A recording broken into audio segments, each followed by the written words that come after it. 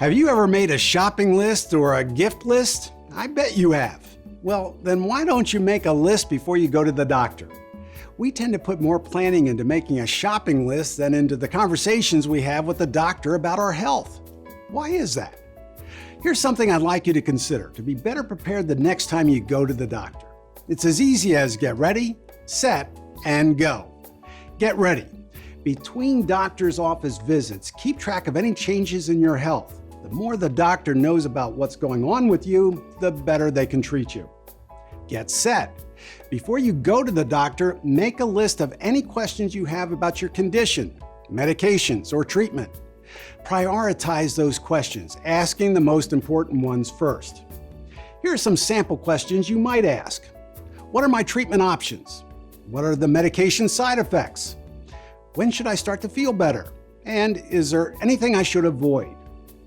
And finally, go.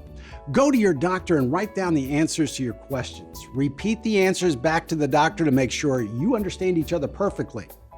If you think of more questions once you get home, ask them over the phone. Do not alter your doctor's treatment plan without discussing it with them. Now that you're prepared to get the most out of your next doctor's visit, you can focus on staying healthy until then.